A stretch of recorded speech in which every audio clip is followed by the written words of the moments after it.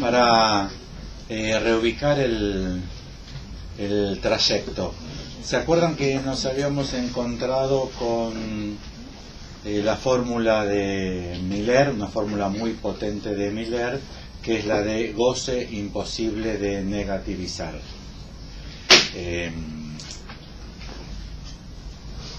Basada en la fórmula de Lacan, que el significante fálico es imposible de negativizar. Miller toma la fórmula del significante fálico imposible de negativizar. De hecho, en Lacan lo único que se escribe negativizado es phi minúscula. En Lacan se escribe así, pero no se escribe con una menos antes ni esto, ni ninguna otra. De aquí toma Miller y dice el goce imposible de negativizar. Y nosotros encontramos en el seminario que para Lacan gozo es una instancia negativa. Y entonces a partir de ahí y del libro de Sujetos del Deseo de Butler, yo les había propuesto revisar la cuestión de la negatividad. Y la vez pasada hice una presentación tomando estos puntos, y ahora quería avanzar un poquito más para volver al 20, al seminario 20 en las siguientes, sobre deseo de reconocimiento y reconocimiento del deseo, porque la dialéctica de la negatividad hace al problema del reconocimiento del deseo de reconocimiento, tomando como parámetro otro axioma lacaniano, que es el deseo no es deseo de reconocimiento. Eso en la facultad se enseña en las primeras materias donde se presenta Lacan, a veces un poco por fuera de argumentaciones, porque el deseo no es deseo de reconocimiento. Yo esa frase no la encontré nunca en Lacan. Nunca encontré que Lacan diga el deseo no es deseo de reconocimiento. Si bien es cierto que deseo de reconocimiento y reconocimiento del deseo son fórmulas de Lacan de un periodo acotado de su enseñanza que desaparece a partir del seminario 5.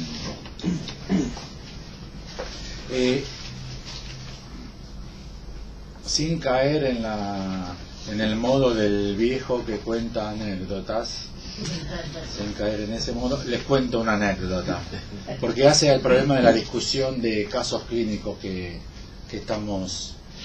ayer me invitaron a un ateneo clínico en una institución de esas que brindan formación a estudiantes avanzados y jóvenes analistas. Vieron que derivan pacientes, les cobran la cuota, hay un montón de instituciones de esas que tienen una cantidad enorme de gente que sigue su formación en esas instituciones, que se presentan habitualmente como no orientadas por la política del psicoanálisis, serían como posgrados privados en instituciones no académicas, porque son también de atención, hay supervisiones, esos dispositivos.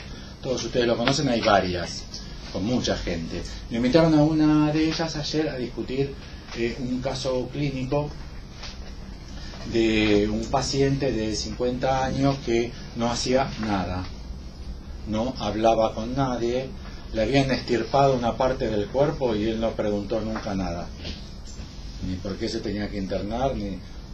A la mañana se levantó, tenía todo un aparato acá, la primera le dijo, ve ese aparato que usted tiene. O sea, una persona con un deterioro en las posiciones que nosotros habitualmente llamamos subjetivas totales, muy regido por la demanda del otro. O sea, cada persona que lo entrevistaba encontraba otra persona. Una médica dijo, en el hospital todo, ¿no? Dijo que era un misógino con tendencias agresivas y que no lo quería atender sin policía presente. El psiquiatra dijo que era como un corderito divino. La madre decía que era como un nene caprichoso. Pero si uno veía las escenas donde eso se decía, él se comportaba así. Entonces yo llevé la propuesta de pensarlo como un paciente esquizofrénico con grave deterioro, etcétera, etcétera, etcétera. Entonces El caso, afortunadamente, había sido discutido en los grupos de formación que tienen esa institución, y uno de los coordinadores de esos grupos de discusión, que tenía como una posición de enseñante o algo así en la institución, me dijo: sí, nosotros también lo pensamos, pero no lo decimos porque guardamos la esperanza de que un poquito...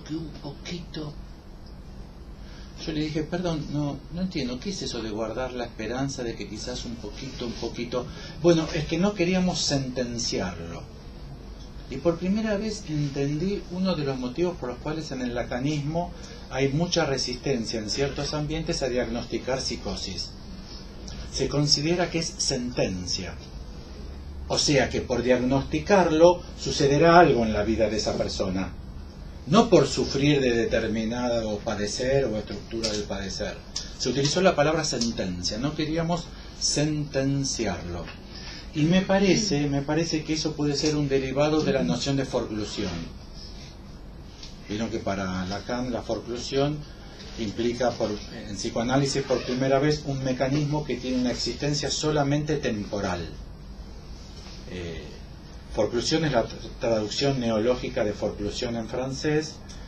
No sé por qué se creó el neologismo forclusión en español, porque en español hay un término para traducir que es preclusión. Preclusión es que cuando una norma legal no se aplica en su momento, el que sea su momento, luego no se puede aplicar aunque sea pertinente, correcto y racional aplicarlo. Por ejemplo, si ustedes van a hacer un concurso académico en la universidad, los candidatos no se anotan primero, porque si los candidatos se anotan primero, se puede elegir jurados para obstaculizarlos. Se elige primero el jurado. Y ese jurado, cuando se abre el concurso, puede ser impugnado. Hay 30 días para impugnarlo. Si cualquiera de los concursantes no le impugna en los 30 días, aunque luego se establezca que el dictamen del ese jurado está obviamente influenciado porque es el cuñado del que ganó, que tiene un kiosquito junto que se llaman Los Cuñados, que todo el mundo lo conoce, a la vuelta de la facultad, aunque todo eso se sepa y es obviamente impugnable, ese jurado ya no se lo puede impugnar, porque precluyó esa ley. Es una ley que opera en su momento. Lacan, para la forclusión del nombre del Padre, dice que ese momento es desde siempre. Operó desde el comienzo de los tiempos la metáfora paterna y el significante del nombre del Padre. Entonces me parece que el problema en el psicoanálisis lacaniano para no diagnosticar es porque si se dice preclusión es que no tiene cura. Y efectivamente en Lacan, si se dice preclusión, no tiene cura, porque lo que no fue forcluido en su momento no puede ser forcluido después. Con la represión freudiana sí, algo puede ser reprimido antes, después, en cualquier momento. ¿Entienden la idea?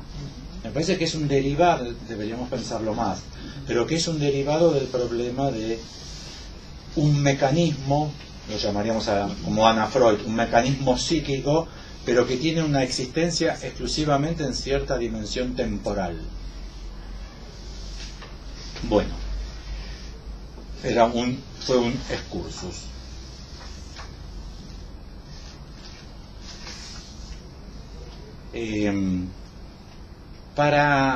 Estudiando este tema de la vez pasada y prepararlo, que fue la primera vez que yo estudio el deseo en la enseñanza de Lacan, por primera vez me pregunté, ¿pero qué es el deseo para Lacan? Siempre tuve la pregunta de ruido de fondo de ¿pero qué es el deseo para Lacan? Pero no sé cómo si a ustedes les pasa, en esa nube de pedos que tenemos con Lacan, ¿qué es la pulsión para Lacan? ¿Qué es el deseo para Lacan? ¿Qué es verdad para Lacan? ¿Qué es energía? Y siempre estamos de que no tenemos la menor idea, porque la complejidad del asunto, por la enormidad de la dimensión de la obra, 27 seminarios más varios volúmenes de escritos y conferencias, en un idioma que no es nuestra lengua materna, de una complejidad con una cantidad de citas, todo eso es dificilísimo. Me parece que para nosotros en general, deseo sería algo así como lo que se podría escribir así: cierta búsqueda del objeto. Ni siquiera, me permitió esto pensarlo, ni siquiera la fórmula del fantasma. No es que nosotros creemos que el deseo es lo que escribe la fórmula del fantasma, porque la fórmula del fantasma, esta flecha es crucial, Esta fecha es crucial. No lo dijo la vez pasada, pero en el escrito que presentó Alberto Sladonia, él trabaja muchísimo y critica a los editores del seminario el asunto de esta flecha. Es toda la problemática del discurso amo. El discurso amo existe porque nosotros suponemos que efectivamente esta flecha funciona. Y en la fórmula del fantasma, igual que en el bucle S1, S2, no opera esa flecha. Esto es tan determinante de esto, causal o como se quiera, como esto de esto. ¿Entienden la idea? No se puede decir que esto es amo de esto. Esto es amo y esto es esclavo. Por eso en el discurso amo es donde Lacan lo plantea para él mismo, con una claridad novedosa que le permite enunciar un montón de consecuencias. Por ejemplo, la crítica a esto, que esto también en el seminario 21 es criticado y propone sustituirlo por lo que produjo antes de la cadena borromea. En vez del eslabón S1, S2, una cadena de al menos 3 que nunca haga un núcleo, una articulación de A2. Si uno busca en los diccionarios deseo, o sea, desire, decir, deseo, en alemán es más complicado, porque en alemán todo es más complicado. Si uno busca deseo puede ser Wunsch, pero también Drang, y también Begehren. Wunsch y Begehren son los que oponen Lacan, pero también incluso Drang puede ser deseo. En general las definiciones de los diccionarios de estas lenguas modernas occidentales proponen eso: la búsqueda, la tendencia, el apetito de un ser, a veces ponen consciente, a veces voluntario, a veces no ponen nada, de un objeto. A veces aclaran que puede ser un objeto abstracto o no lo aclaran, pero en general es ese esquema. Hay un dato en griego es más complejo todavía, porque hay dos términos, epitimia y orexis, ambos se traducen por deseo, con lo cual... ese no lo tengo. Bueno, por eso digo, al menos que ya con estos dos ya se abre, y se traduce por libido, concupiscencia, cupiditas, libido, al latín, del griego la primera traducción al latín. Un dato, tanto desire como deseo como decir tienen el mismo origen etimológico, que es decidium. Este es interesante, ¿no? Me resultó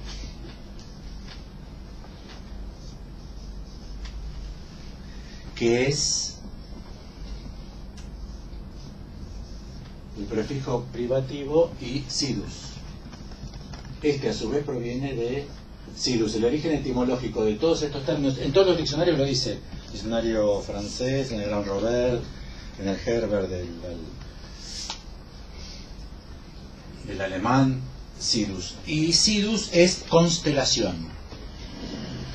Y entonces el privativo de constelación es cesar de ver, de sidus. Deja de verse la constelación de estrellas. Acá hay un laboratorio medicinal que se llama sidus, que es este término latino, que dice constelación de estrellas. O sea, la Alfa Centauro, ¿no? Y entonces decidus es cesar de ver, constatar la ausencia de dónde buscar, desear, añoranza. Es más en el sentido de Lacan, que el deseo tiene que ver con falta en ser, no con la búsqueda de un objeto. Sino es la posición en la que se queda luego de que se pierde algo. Esa es la etimología para todas estas lenguas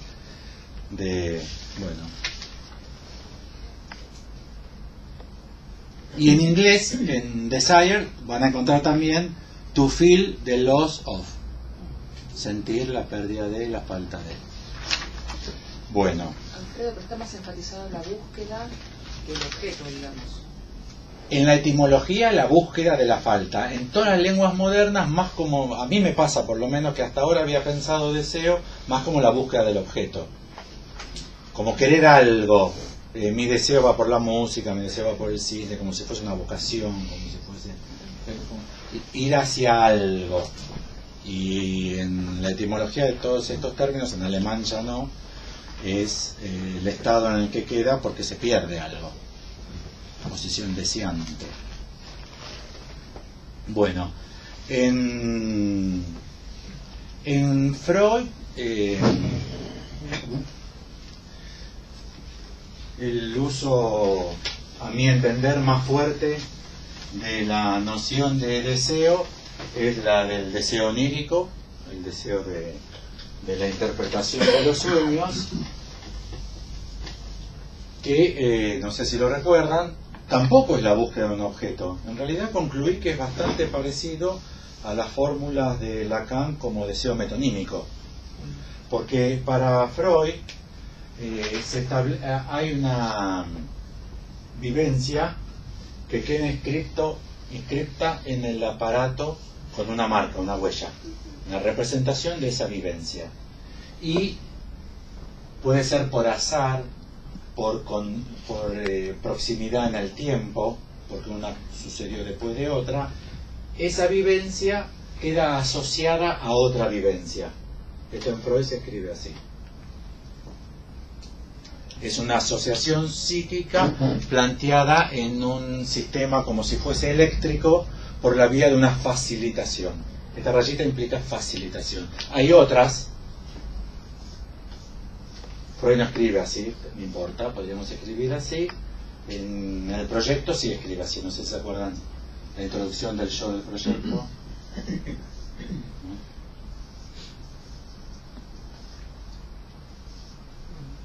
Y entonces Freud dice que la QN, que es esa cantidad, para los que discutíamos energía, en Freud es una cantidad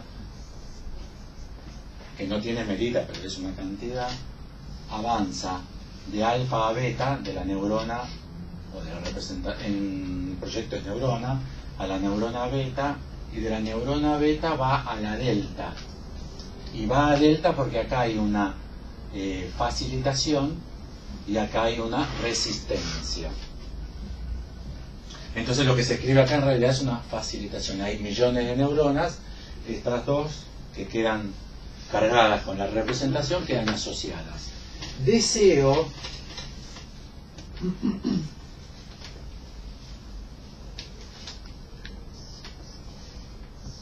y este es el decurso energético, el recorrido energético, que incluso a Freud le permite en el esquema del peine escribir todo el aparato psíquico. Ahí ya se hace histórico y evolutivo, que verían, ¿se acuerdan?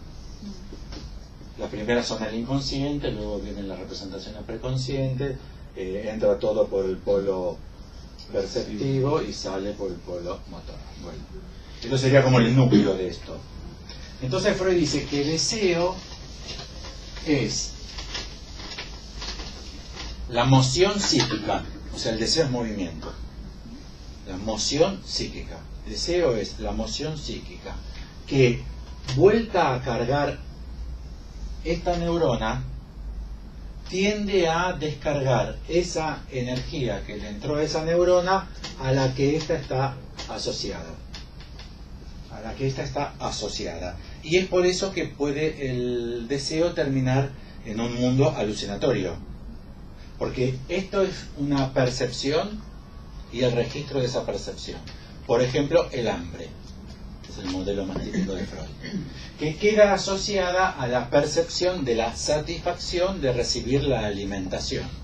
Entonces Freud dice, cuando vuelva a aparecer el hambre, se volverá a cargar esa huella.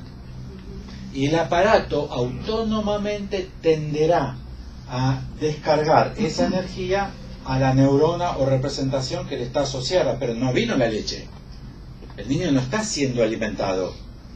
Alucina que está siendo, por eso el desear termina en alucinar. Con lo cual, efectivamente, observen ustedes que no se trata de la búsqueda de objetos, no es ninguna búsqueda. Es un movimiento, pero no es un movimiento en la realidad o en el aparato psíquico de salir a buscar. Es un movimiento, es este movimiento. En realidad es este movimiento, el segundo, en el cual, producida una asociación, convocada la primer elemento de esa asociación, se tenderá al segundo, con lo cual me parece que si hacemos el esfuerzo que hace Lacan en el seminario 1 de convertir, ¿se acuerdan que Lacan toma el esquema del peine y escribe S1, S2, ¿se acuerdan? Si nosotros aceptamos esa transcripción, tenemos que en Freud habría un equivalente al deseo metonímico en Lacan. Igual deseo metonímico en Lacan, ahora lo voy a presentar, tiene sus bemoles porque al principio, seminario 5, 6, plantea el deseo es metonimia en instancia de letra. El deseo es metonimia, el síntoma es metáfora y no es metáfora decirlo. O sea, son fórmulas categóricas propuestas por Lacan en la instancia de la letra en el inconsciente.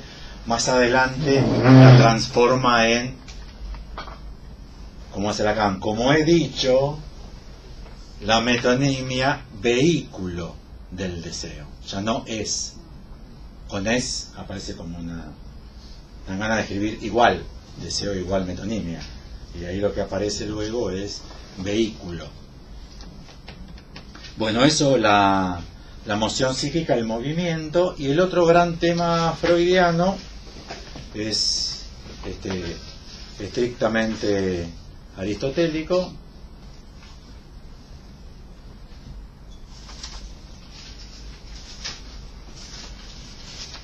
Este fue fácil. Es el primer renglón.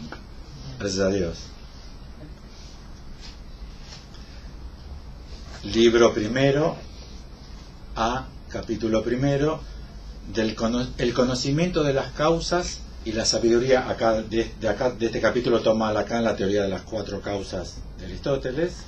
Y el primer renglón dice: todos los hombres por naturaleza desean saber. Que es la fórmula del Wissen Trieb de Freud. La pulsión epistemológica o epistemofílica la llaman algunos, y es esa propuesta de Freud que todos los niños curiosean porque quieren saber. Se parte de esta idea que todo hombre, sería una definición del hombre, todo hombre desea saber. Bueno, acá el movimiento en la enseñanza de Lacan respecto al deseo de saber es violentísima, porque trabaja decenas de veces sobre el deseo de saber. Incluso dice que si podríamos categorizar al deseo del otro, el deseo del otro sería deseo de saber. Para terminar, a partir del seminario 20 hasta el final de su vida, diciendo que no existe deseo de saber.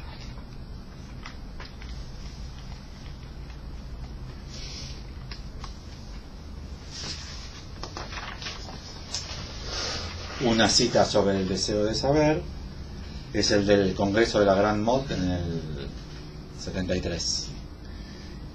Es en esto que podría ser puesta de nuevo en juego la entrega de toda una especie al menos mal. He dicho que era amor que se dirigía al saber, no he dicho deseo, porque en lo que se refiere al Bestrieb, al deseo de saber de Freud, aun cuando fuese Freud quien metiera la pata, ya pueden esperar sentados. Por lo que a eso se refiere, digamos que no hay ni el más mínimo. Elegí esta porque está buena esta. No me acordaba por qué había elegido esta. De hecho estaba buscando porque me arrepentí, porque quería leer una sobre el horror del saber. Lacan a partir del 74 dice: no hay deseo de saber. Si es que hay algo respecto al saber en general, es horror al saber. Y acá en esta, la de la Grande Motte del 73, que es de un congreso, Lacan dice: por lo que a eso se refiere, digamos que no hay ni el más mínimo deseo de saber. Es lo que está absolutamente demostrado por la historia, y en particular por la historia del psicoanálisis. Pero no les causó gracia. En la clase del 23 de abril del 74 del seminario de los no incautos Gerald, Les Non-Duc, dice que no hay deseo de saber. Refuerza, no hay ni sombra de deseo de saber, hay horror al saber. Lo que hay es horror al saber. Mi impresión es que esto es a consecuencia de cierta posición en la que queda Lacan respecto al movimiento psicoanalítico y su propio auditorio. Un par de años más adelante disuelve su escuela. Bueno.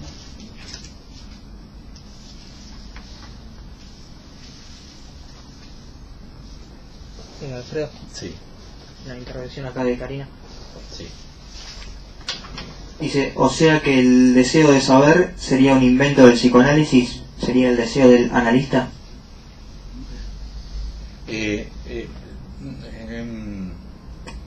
No sé si lo dije, espero no haberlo dicho. No dije que era exclusivamente de Freud el Wissenschaft o el Wissentrip.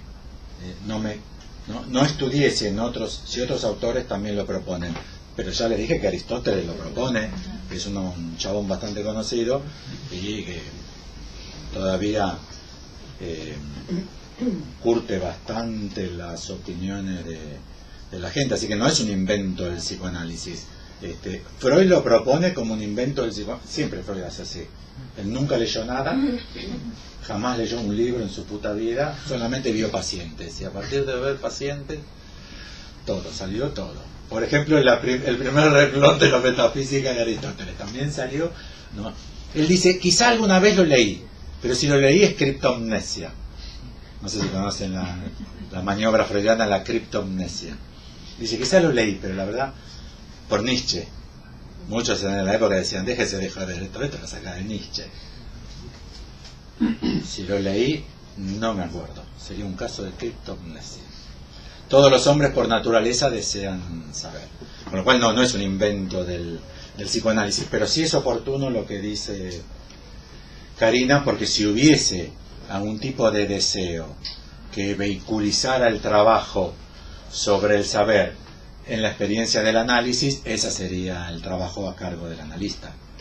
Vieron que los analistas siempre se descargan de que son los pacientes los que no quieren saber. La gente no quiere saber, pero quizá no haya que poner en cuestión el deseo de saber como premisa universal. ¿Entienden? No es una frustración que no quieran saber, no tienen por qué querer saber. Quizás ser analista sería estar implicado en ese movimiento que implica cierto tendencia, cierto apetito hacia el saber. Igualmente les digo, eso depende mucho de la corriente analítica, porque hay muchísimos analistas que practican el análisis proponiéndole a sus analizantes que no se trata de saber, que se trata de experimentar, que hay que desconfiar de las elucubraciones de saber. Vieron que en psicoanálisis lacaniano elucubrar es una palabra peyorativa. No sé si leyeron textos millerianos o solerianos orientados por Miller o de Colette Soler, está puesto como peyorativo, pero no es una palabra peyorativa, es querer saber. Elucubrar es iluminar algo para poder saber sobre eso. Bueno,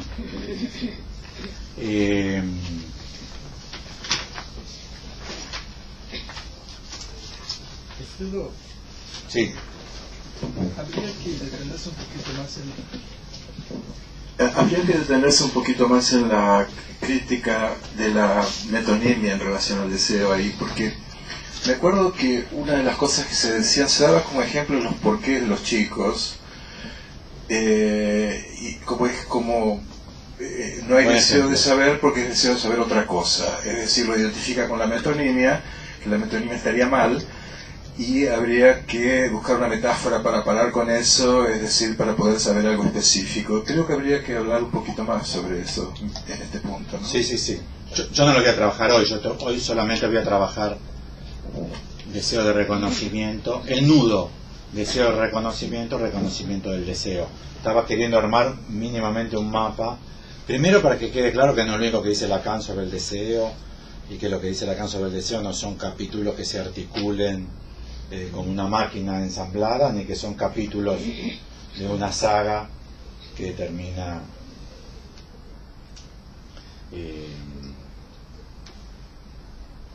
la curiosidad infantil se le articula mucho a la pregunta de los niños, pero es interesante que uno se ponga a trabajar sobre si la pregunta de los niños, efectivamente, como a Freud le pareció la expresión de una curiosidad que daba a entender la existencia de un deseo universal de saber. Intenten contestar acabadamente.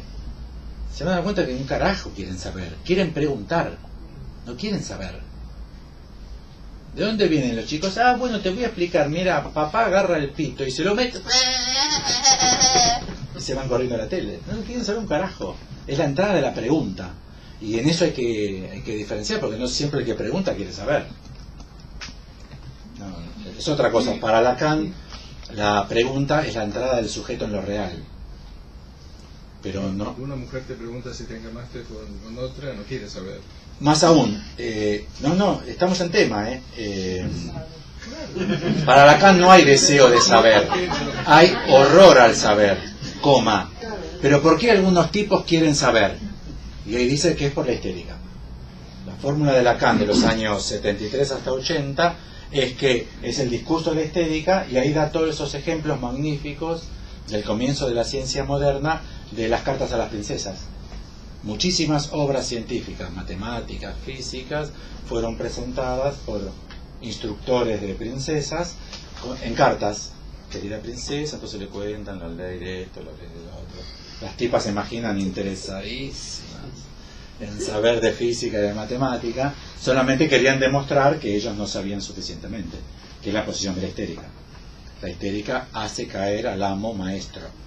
Entonces ahí se produce como una confrontación de la histérica, que pregunta para demostrar que el otro no sabe, no porque quiere saber.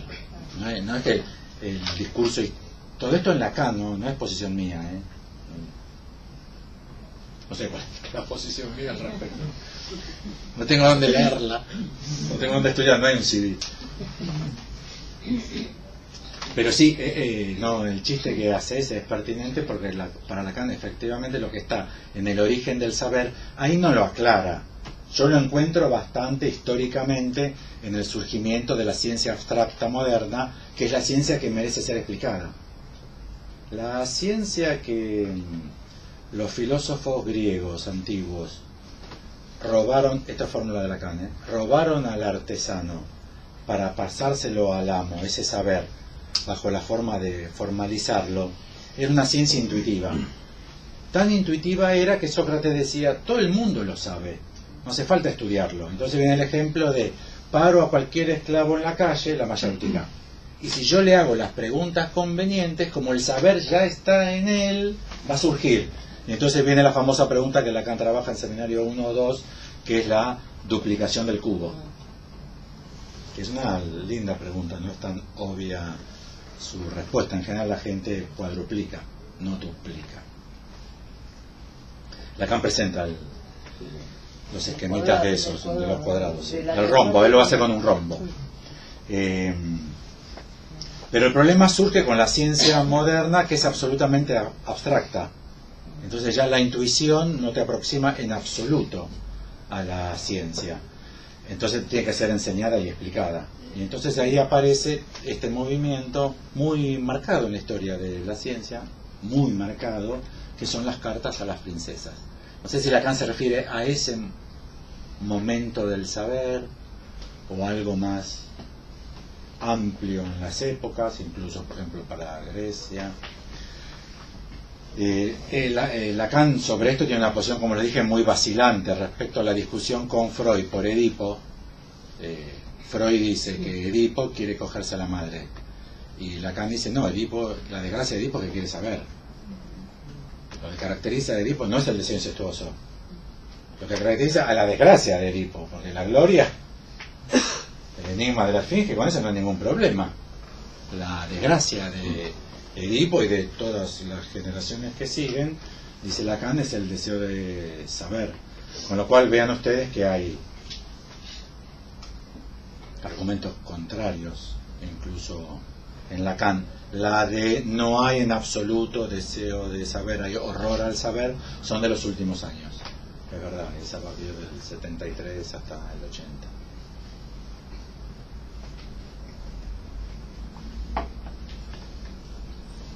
Ideas interesantes para pensar para el colegio, para la enseñanza en la primaria, en la secundaria, porque es muy distinto si uno enseña suponiendo que los chicos quieren saber, o si uno sabe que no, una poronga que no sabe nada en absoluto, y que uno tiene que ocupar el lugar de histérica para despertar cierta conmoción ahí que motorice un deseo artificial de saber. Cambiaría totalmente la...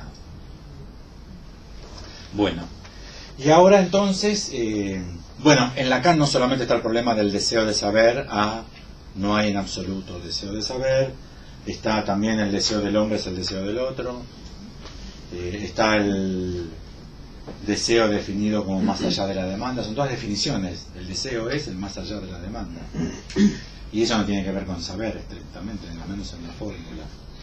Y también está el capítulo de deseo y metonimia. Muchos de estos son simultáneos, son todos alrededor de seminarios 5 o 6 que abren varias líneas propuestas por Lacan sobre el deseo que se mantienen durante unos cuantos años para desaparecer al final. El deseo en relación a la falta. Hay una articulación que en español la perdemos. Este término francés que Lacan utiliza muchísimo, béance, que Gárate y Marina proponen traducir por oquedad, y efectivamente me parece que una de las varias acepciones de oquedad en español responde bien. Agujero vacío que se produce por el hablar, falta que se produce por el hablar, que es una de las excepciones de oquedad. Fue traducido neológicamente, no sé, origancia, no sé por qué. Origancia. Esta falta, en francés se llama béance, su origen etimológico es ver, que quiere decir boquiabierto y quiere decir desear. Es importante saberlo porque a nosotros se nos pierde totalmente que toda la relevancia que tiene la enseñanza de Lacan béance es una relevancia vinculada a la falta del deseo. O sea, digo, también es un capítulo para estudiar en relación a la concepción de Lacan sobre el deseo, pero como nosotros no tenemos el francés como lengua materna, quizás se nos escapa.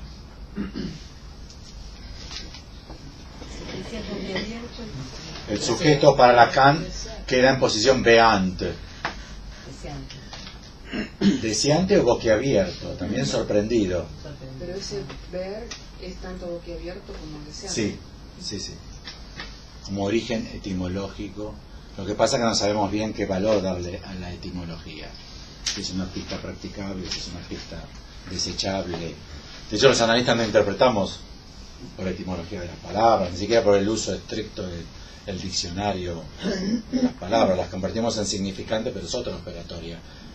Al convertirlas en significante en la clínica o letra, significante o letra, las leemos en función casi, me parece que por principio, independientemente del diccionario de la lengua y del diccionario etimológico. No sé si es correcto ese principio, pero digo, me parece que es una costumbre entre nosotros. Si el paciente dice algo, nos preguntamos por eso que dice, no ir a buscar el diccionario qué quiere decir esa palabra. Bueno, y hay una concepción muy fuerte, muy insistente, en los seminarios 1 a 5,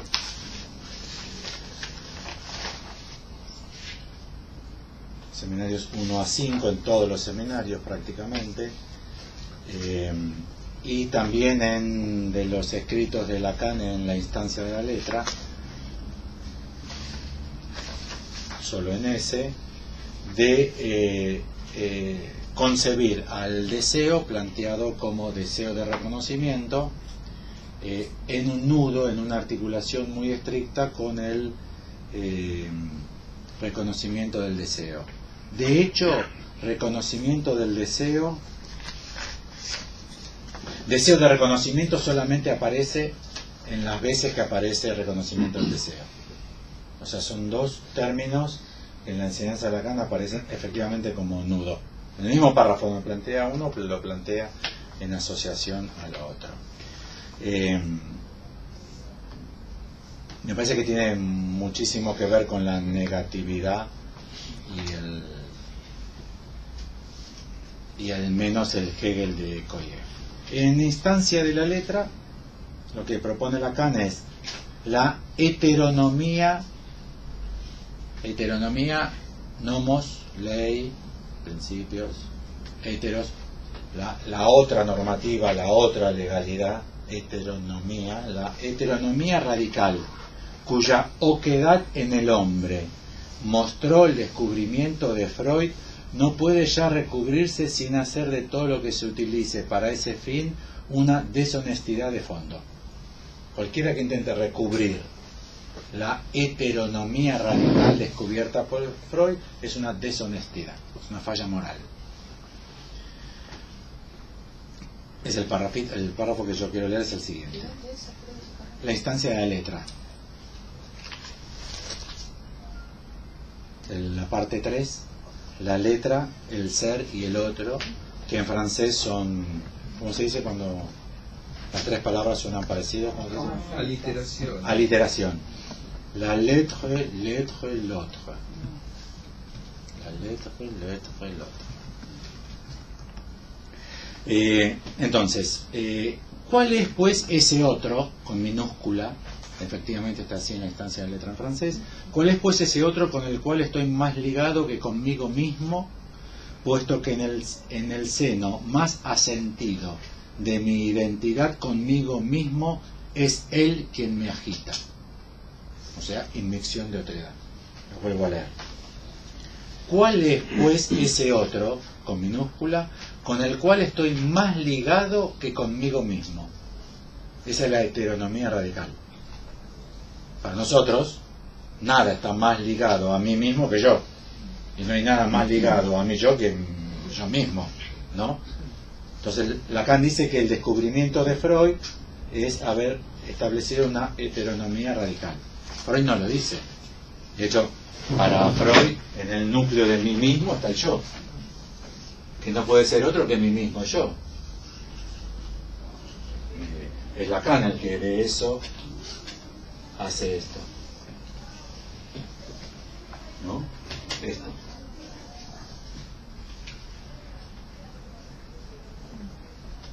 Incluso desde el estadio del espejo, donde yo es otro, ¿no? Yo es otro. Su presencia, sigo leyendo, no puede ser comprometida sino en un grado segundo de la otredad. La presencia de este otro, por el cual nos preguntamos qué es más yo que yo mismo, ese otro, en un grado segundo de la otredad, que lo sitúa ya a él mismo en posición de mediación con relación a mi propio desdoblamiento con respecto a mí mismo, así como con respecto a un semejante. Entonces Lacan dice que en el desdoblamiento entre yo y mí mismo, o entre yo y yo mismo,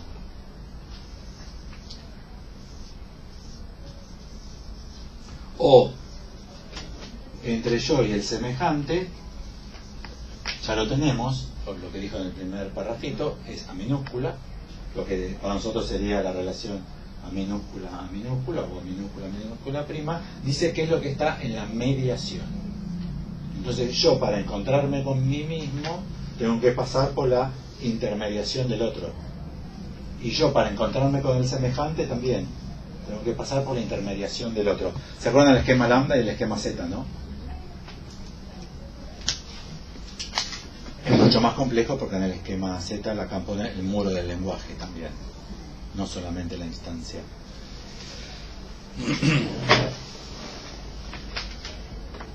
Si dije que el inconsciente es el discurso del otro, con, acá en español pusieron con O mayúscula, sería con A mayúscula para nosotros, es para indicar el más allá donde se anuda el reconocimiento del deseo con el deseo de reconocimiento. Dicho de otra manera, me parece que en este esquema que estamos presentando también se puede decir en forma negativa, hay pérdida de ser. O sea, no hay para mí la posibilidad de acceso a mí mismo.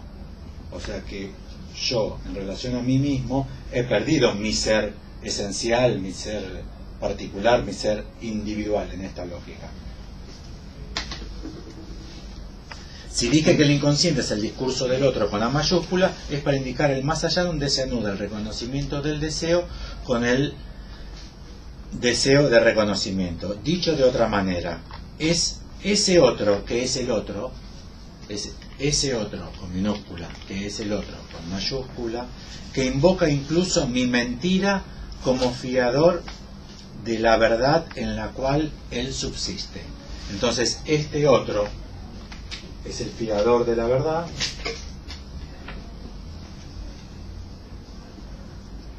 ¿Se acuerdan que también muchas veces lo define al otro como el lugar de la verdad?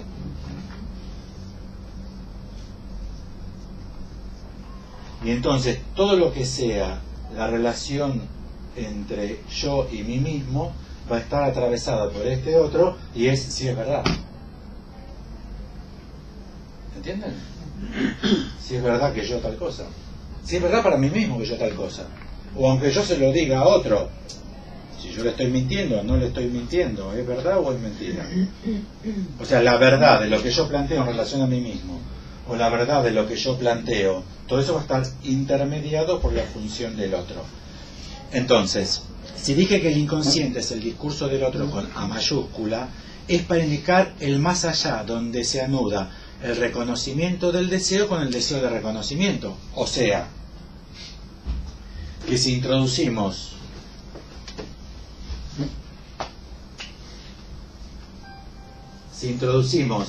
la función deseo, yo deseo X, la función deseo también tiene que atravesar por el campo del otro para que se establezca la verdad de ese deseo. Uno puede engañarse respecto al deseo, ¿no?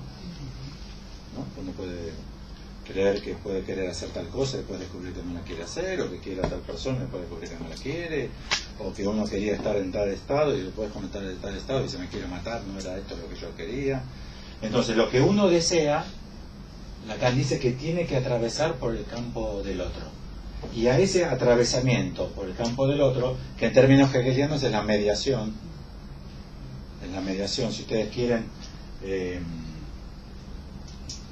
para arriba o para abajo, no sé, vamos a hacerlo para arriba, vamos a ser optimistas. Tesis, ven que la tesis es así, ¿no? Antítesis, síntesis. Tesis, antítesis, síntesis. Esto no, la dialéctica hegeliana, el grafiquito no es hegeliano, no está en Hegel, pero ven que hay una mediación, ¿no? Este movimiento es el de Aufhebung, donde las cosas se encuentran consigo mismas. ¿Ven? Lo hice mal, conviene hacerlo así. ¿Ven que estamos en el mismo lado? ¿Ven que hemos vuelto a esta posición y que la antítesis es ir hacia esa posición, que es la misma? Entonces, de lo que está planteando Lacan respecto del deseo, ya estábamos advertidos, el deseo no es búsqueda de objeto, sino es el movimiento de búsqueda. Pero ese movimiento de búsqueda, para que se establezca como auténtico para mí mismo, tiene que atravesar el campo del otro. Ahora veremos qué quiere decir atravesar el campo del otro en este Lacan de los primeros 5 seminarios, o qué quiere decir que en mi deseo, como en mi yo y en todo lo que sea mío, hay la mediación del otro. Son párrafos salteados. Este es seminario 1, en la primera clase del seminario 1. Dice Lacan: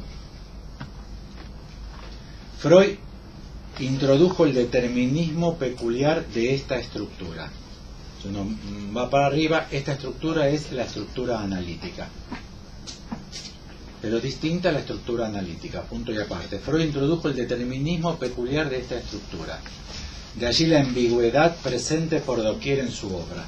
Yo estoy prestando atención a estos párrafos, lo critican, todos los párrafos escritos o dichos por Lacan, hay una crítica directa a Freud. Ya en las últimas 3 semanas junté 50 de estos párrafitos. Si quieren contribuir con Alpi, cada párrafito donde ustedes lean que es clara la crítica, Freud se equivoca, Freud se confunde, Freud es ambiguo, Freud está desorientado, no es eso como dice Freud, me la mandan por mail. Freud introdujo el determinismo peculiar de esta estructura, de allí la ambigüedad presente por doquier en su obra. Escuchen esto, está buenísimo, esta es sencilla, clarísimo, y es efectivamente el problema. El sueño, por ejemplo, ¿es deseo o reconocimiento del deseo? Vieron que yo planteé el deseo como presente en la obra de Freud, fundamentalmente para la tópica del sueño. ¿Por qué? Porque el deseo es específico de los sueños. Porque el sueño también es alucinatorio. Entonces, en ese mundo alucinatorio se realizan los deseos. Pero el sueño, dice Lacan, criticando la ambigüedad constante de la obra de Freud. El sueño, por ejemplo, ¿es deseo, o sea, realización de deseo, o reconocimiento del deseo? Ahora viene un poquito más complicado. O más aún, el ego es, por un lado, un huevo vacío, diferenciado en su superficie por el contacto con el mundo de la percepción,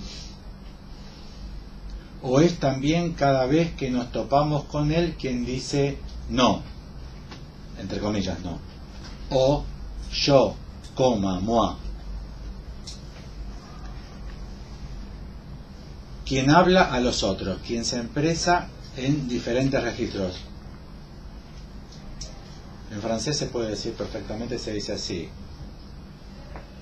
moi, je pense que non, je pense que pas. Moi, je pense que pas. Uno dice, perdón, moi y je. Esto es buenísimo no ser hablante de la lengua, es decir, si uno quiere traducir dice, uy, cagamos. Moi y je. En el error crónico del lacanismo le dan ganas de poner a uno yo y sujeto, nada que ver. Pero uno dice, ¿por qué esos dos yo? ¿Por qué esos dos yo? ¿Por qué moi y je? ¿Quién dice no? No. Moi, je. ¿Quién dice no?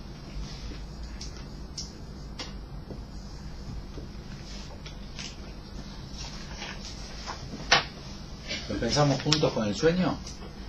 ¿El sueño es deseo o reconocimiento del deseo? En psicoanálisis.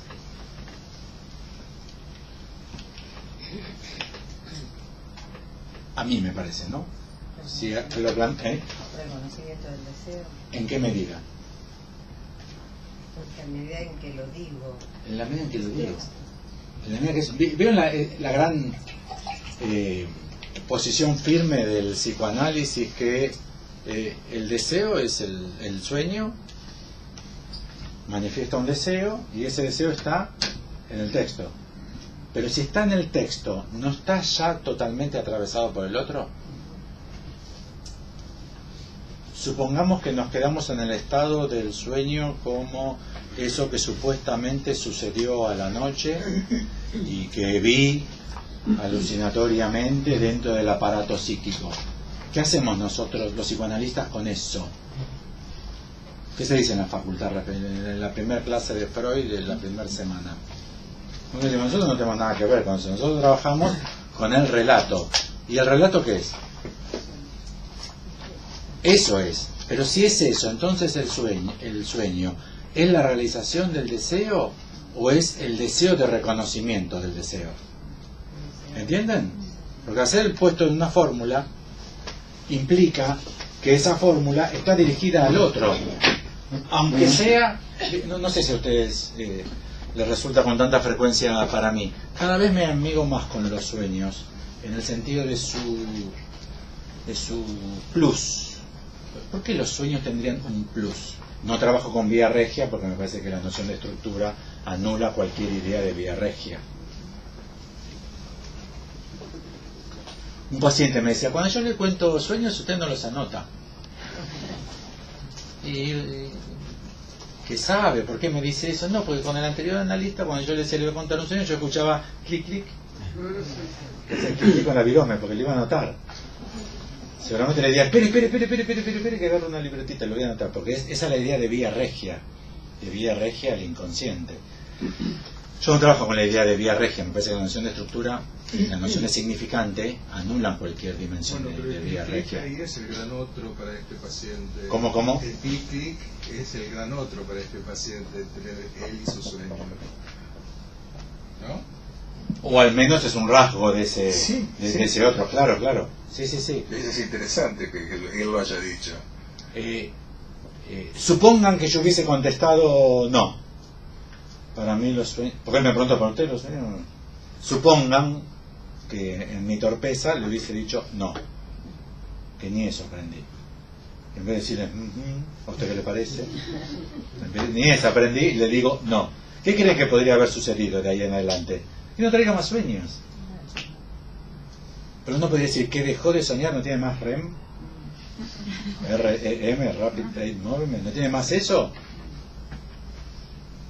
No hay más deseos en juego ahí, y ahí se ve que hay una tensión entre si hay un deseo ahí o si verdaderamente el sueño es algo que tiene que pasar a forma de texto para que ahí aparezca la función del otro e incluso la función del otro.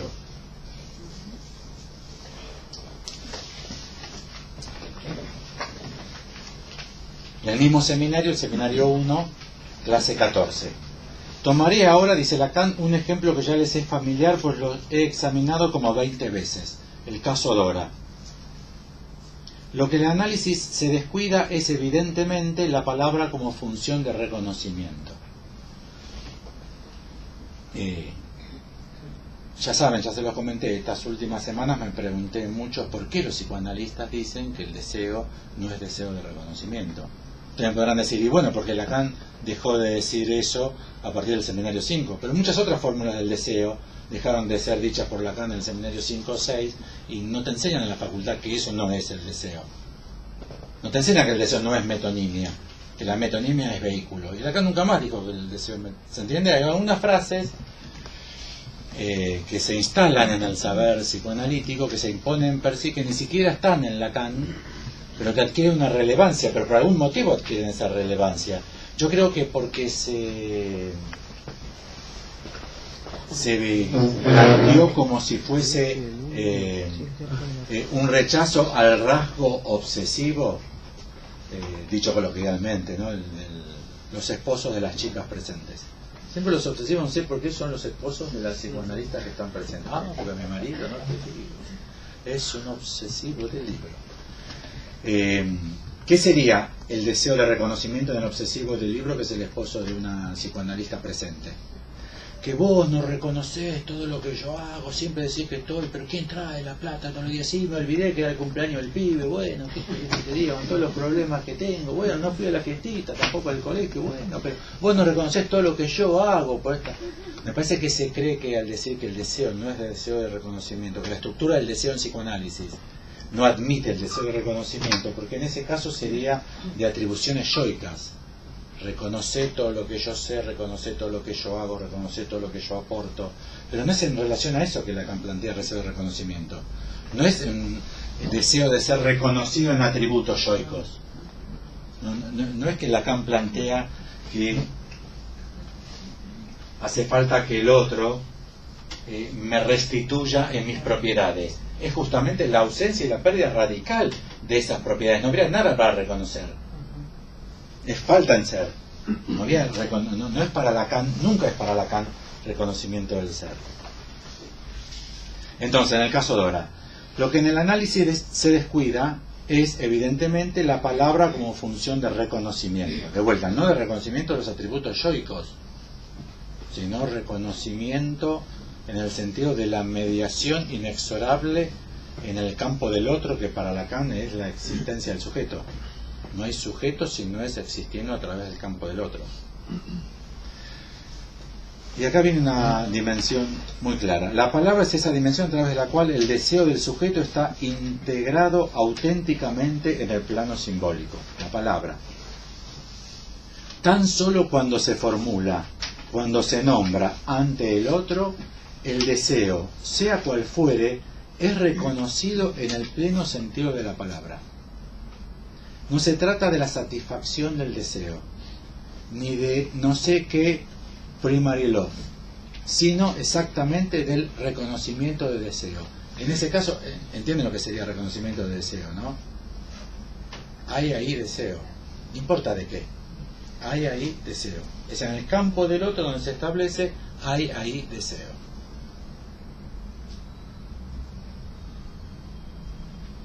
En el mismo seminario 1, clase 14, en el apartado 3, dice Lacan, Freud, por razones que también están vinculadas a ese punto de partida erróneo, o yo estoy sufriendo fenómenos alucinatorios donde se me proliferan, como los bichitos de los esquizofrénicos, o en todos los párrafos lo critica, ese retorno a Freud, revisemos a Freud, pero está todo mal, desde el seminario 1, Freud, por razones que también están vinculadas a su punto de partida erróneo, es claro, digo que no está volviendo a Freud con fidelidad. Ni siquiera interpreta a Dora las manifestaciones de su pretendida transferencia con él, al menos evita así equivocarse en este punto. Simplemente le habla del señor K. ¿Qué significa esto sino que le habla a nivel de la experiencia de los otros? Es en el nivel donde el sujeto debe reconocer y hacer reconocer sus deseos. ¿Entienden lo que eso significaría, no? Que si ustedes como analistas, con vuestros analizantes, no hablan de los otros, en ese caso, los deseos no tendrían estatuto. Es al revés de cómo se hace. No, bueno, eso es lo que quiere tu papá, eso es lo que aspira tu mamá, pero vos, más allá de ellos, vos, ¿qué querés? Y ahí tenemos a todos los pibes y dicen, no sé qué voy a estudiar, no sé qué voy a hacer, estoy arrepentido, estudio esto, estudio otra cosa, no estudio nada, voy a tocar la viola, no. Y se quedan tomando birra, porque están esperando. Es un malentendido de época, pero tremendo, tremendo. Están esperando, todo el mundo está esperando y ¿qué vas a hacer? ¿Qué querés hacer? A ver. Y tú dices, nada, no tengo ganas de hacer nada, no tengo la más puta gana de hacer nada. Como todos los pueblos de toda la historia de la humanidad, nadie tiene la más puta gana de hacer nada. Los hombres pescan y cazan, las mujeres hilan y cuidan a los... O sea, ¿entienden? Eso viene del otro, no. Pero si uno le exige a la gente, y efectivamente eso está tan fuerte que ya los chicos mismos están exigidos en ese punto, van a ver que muchísimos de los quilombos adolescentes en casa van a ver que están argumentados por el pendejo. Bueno, pero es lo que yo quiero. Vas a almorzar a las 8 de la noche. Y bueno, yo quiero almorzar a las 8 de la noche. ¿Qué problema hay? Yo quiero almorzar a esa hora. Me hace feliz. Me hace feliz. O no, ni siquiera es una petición de principio. Eso es lo que sale de mí. Eso. Y es una petición de principio. Pero es la misma petición de principio que les viene de la sociedad como demanda. Debes tener un deseo particular. Desconfía si es parecido al de tu familia. Lo mismo que tu papá. Déjame de joder. Y por otra parte, tiene que ser algo que provenga de mí. Cuando uno revisa estadísticamente, la gente solo quiere lo que la sociedad dice que en ese momento hay que querer. Desde los Beatles los chicos quieren tocar el bajo eléctrico. Ustedes revisen la historia de la música, a ningún puto joven se le ocurrió tocar el bajo eléctrico, hasta que los Beatles tocaron el bajo eléctrico. Y habría que ver si hubiese existido bajo eléctrico, que se hubiese descubierto el dispositivo, si los Beatles o los Rolling u otros lo hubiesen hecho popular. Quizás fracasaba como dispositivo, no lo tocaba nadie.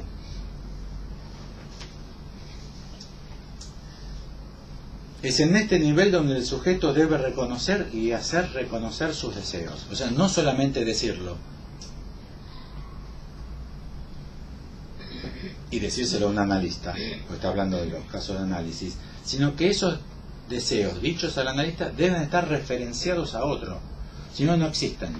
Porque el deseo es verdaderamente la presencia de la marca del atravesamiento en el campo del otro. Lo otro serían, podríamos llamar coloquialmente así, ganas, no sé de qué.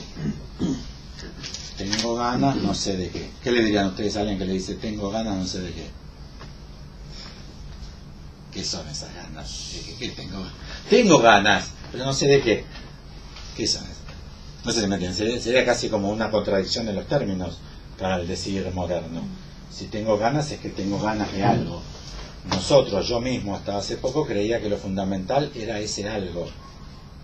No, para Lacan, el Lacan de esta época, en relación a Koyev y Hegel evidentemente, el deseo pasa por ese movimiento que implica ciertas ganas, voluntad, impulso, apetito, pero que existe solo a partir del atravesamiento del campo del otro en relación a otros. Si no, no hay existencia del deseo. Con lo cual el deseo es solamente el deseo de reconocimiento. ¿De reconocimiento de qué? Del deseo. El deseo es deseo de reconocimiento del deseo.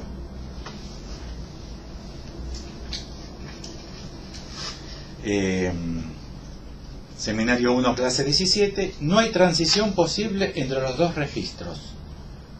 2 puntos.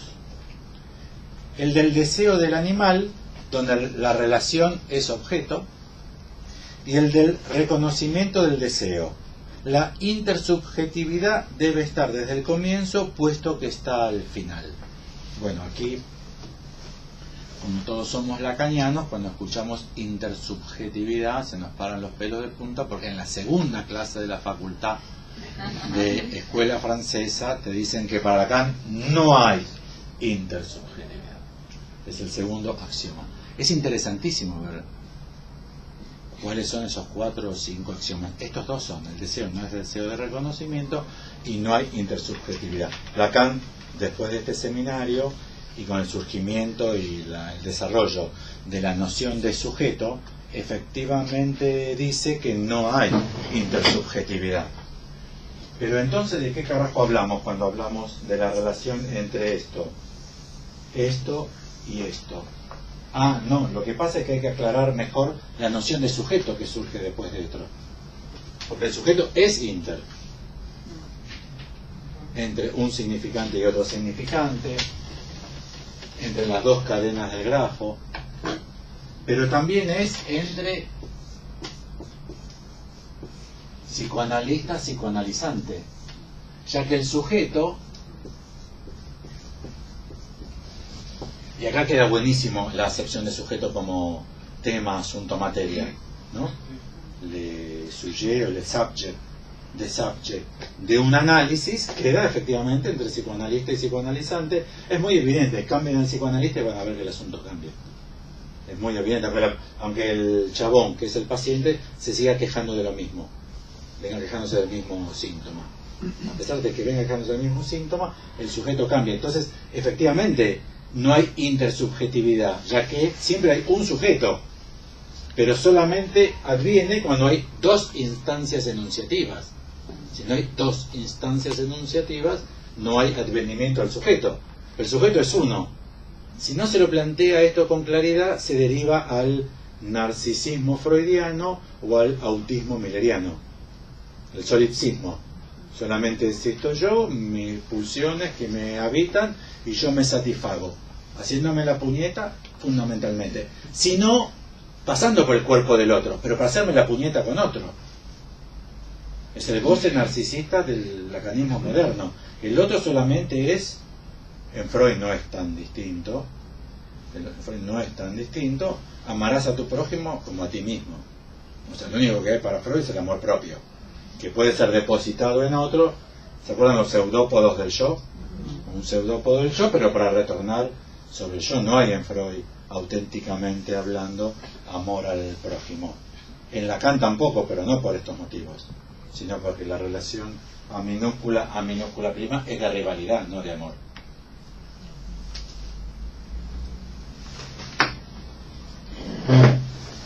Entonces, la intersubjetividad debe estar desde el comienzo, puesto que está al final. Con intersubjetividad, que ya sabemos que es un término flojo, muy pobre, lo que sabemos es que para que haya deseo tiene que haber un lazo íntimo entre el sujeto, el otro con A mayúscula y el otro con A minúscula, para que el deseo exista. Porque el deseo es reconocimiento del deseo. O sea, deseo. O sea, me falta. Pero para que esa falta exista, tengo que hacerla caminar, tengo que hacerla desarrollar atravesando esos dos campos, el del otro con mayúscula y el del otro con minúscula. 9:20.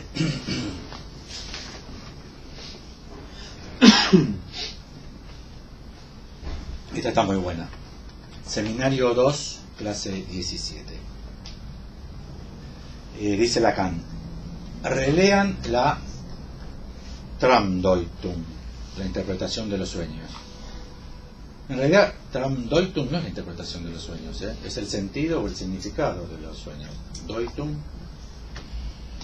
Relean la Traumdeutung y lo comprobarán a cada paso.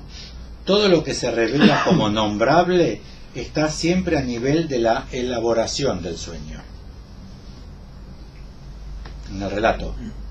Todo lo que es nombrable, todo lo que es decible sobre el sueño está en el relato.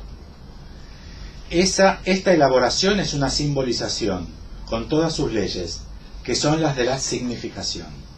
De esto les hablé ayer cuando mencioné la partición significativa, la polivalencia, la condensación y todos los términos que Freud emplea. Siempre es del orden de la sobredeterminación e incluso del orden de la motivación significativa. No sé a qué se refiere con anoche, ayer. No sé cuál será el texto que habría que leer para saber de qué habló la noche anterior. No lo busqué. A partir del momento en que el deseo ya entró ahí, está capturado de cabo a rabo en la dialéctica de la alienación. O sea, es hegeliano, efectivamente.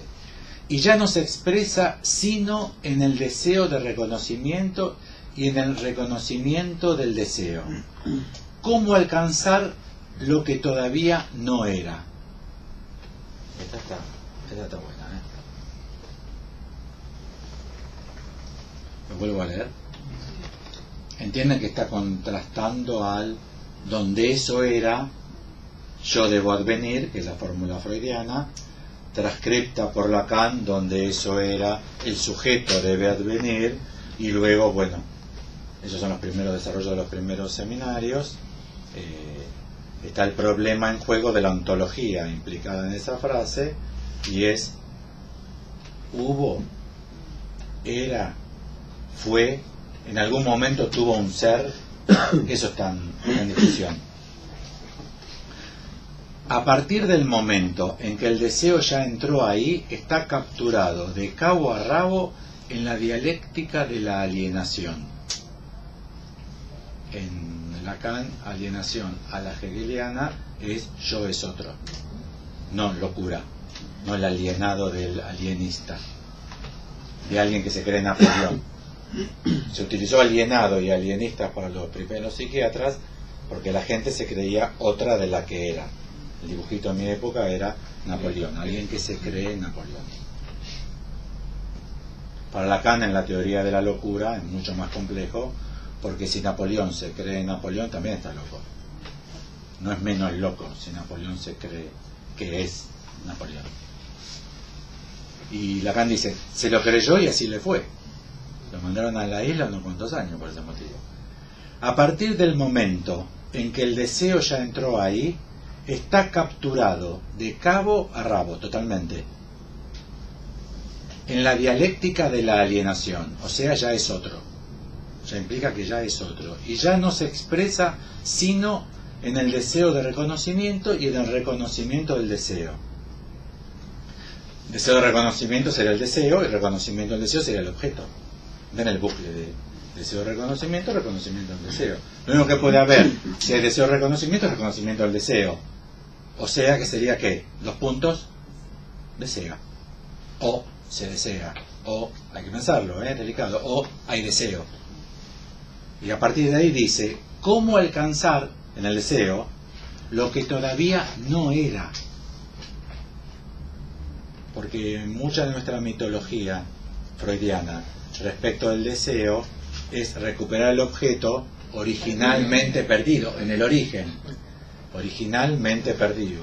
El pecho de la madre, el objeto incestuoso interdicto por la interdicción paterna. En Freud hubo un objeto. En el comienzo fue la acción. Encontré, ¿alguno de ustedes leyó el Fausto de Goethe? Sí. Hay malas versiones y buenas, tremendo. Hay versiones así y versiones así. La versión buena, la completa, es un embole tremendo, larguísimo, interminable. Y ahí está, en el comienzo era la acción. Freud dice, esto lo tomé del Fausto de Goethe, dice abajo. En la polémica en el comienzo era el verbo. Entonces Freud sostiene, en el comienzo es Lacan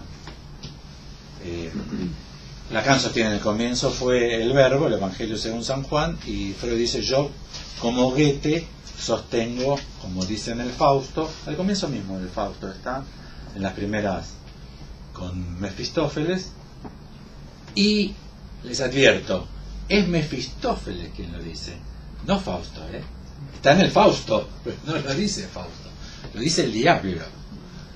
¿Entienden la polarización, no? Dios es el que dice en el comienzo está el verbo, o sea, Dios dice en el comienzo del yo, porque el verbo es el Espíritu Santo, el verbo con B corta mayúscula, y es muy interesante donde lo saca Freud, otro hijo de puta ese. Si no lees, no pescas un bulbo. Porque Freud se creía estar sosteniendo la posición diabólica. No, para la paradisíaca religiosa, que todo es armonía. Traigo la revolución, la tercera herida narcisística. Soy un personaje como diabólico, la peste. Llamar a los dioses del Averno. Los dioses del Averno. Flectere sinequeo, aqueronte movebo. Sinequeo superos. Siempre Freud está creyendo, y lo que discutíamos antes en el programa de investigación científica es, trajo Freud la subversión radical en su texto, no que Lacan dice que en su acto lo hizo, pero se equivocó en los argumentos, o en sus argumentos, digo yo. Yo no lo interpreto a Freud en el sentido de como lo hace Lacan, yo lo leo y me quedo con lo que lo leo, porque me parece que hay muchos problemas que resultan de su lectura. Y representó efectivamente Freud lo diabólico que vino a ser una herida narcisística, o contribuyó como el último capítulo de la constitución del individualismo moderno, que es el más largo proyecto occidental, que surge desde Sócrates al menos. No sé si ustedes recuerdan Sócrates, los mitos. Sócrates es un personaje diabólico, de hecho se la cobraron. El problema con Sócrates es el problema de los mitos. Sócrates, el subvertidor de jóvenes, les decía a los jóvenes, pero ¿ustedes creen en el mito? Y los pibes le decían, ¿qué? Y Sócrates decía, tranquilo, vos creés en el mito, eso que se dice que los dioses cogieron así, vos creés. Y es un quiebre muy importante en nuestra civilización, uno de los que tiene un montón de pasos, pero Sócrates es el primero que funda este proyecto. Hay un decir popular, pero cada uno tiene que asumir una posición, y bueno, a partir de ahí se empieza a construir en los pasos. Para muchos, Remo Bodei es el que hace la genealogía muy interesante para mi gusto. El último fue Freud, que es el que directamente construyó adentro de cada uno de nosotros todas las instancias psíquicas que son representantes de lo social. Entonces nos convirtió en individuos absolutos. Bueno, seminario 2, clase 17, ahora seminario 2, clase 21. No sé cómo se llevan ustedes con los primeros seminarios de Lacan, si está todo muy lindo, pero mejor veamos lo que dice a lo último, cómo terminó de verla, de plantearla. Es interesante, efectivamente, es un tipo que hace un recorrido, como el que hizo Lacan, de puta madre. Uno tiene ganas de saber a dónde lo llevó todos estos planteos y cómo terminó de plantear el juego al final. Pero mi impresión es que nuestra lectura es tan pobre que incluso nos enriquece muchísimo estudiar lo que dice en el seminario 1 y 2. Nosotros ni estamos enterados de estas diferencias, que no pensamos este problema. que hay una concepción del deseo que es independiente del objeto, muy difícil para nosotros, porque para nosotros en la modernidad no hay deseos en objeto, y es la condición de deseante, estatuir la condición de deseante, que es partiendo de lo que no era. Se arriba a algo partiendo de lo que no era, no es que algo se perdió.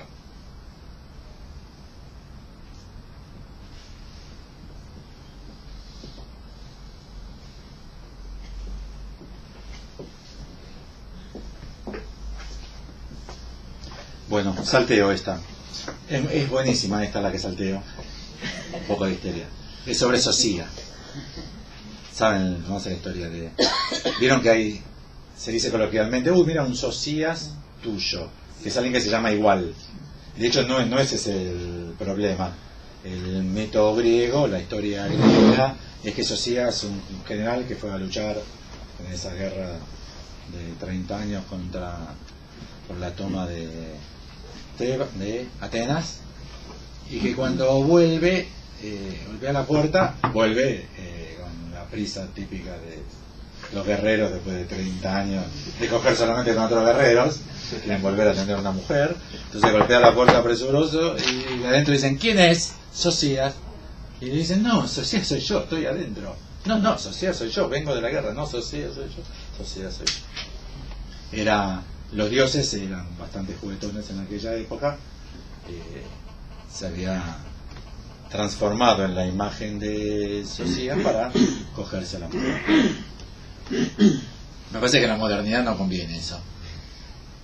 Imagina, un muchacho que para cogerse una mina se disfraza del marido de la mina. No te la coges ni muerto, tenés que disfrazarte de una mujer, ponete peluca de mujer. ¿Se imaginan? Disfrazarse del propio marido. Vino de la oficina ahora con todos los problemas. Salteo la de Socia, que está en ¿entienden, no? El problema del deseo de reconocimiento. Yo. No, yo soy Socia, no, yo soy Socia, no, yo soy Socia. ¿Quién será Socia? Lo que establezca el otro. En este caso, Alcmena, la mina.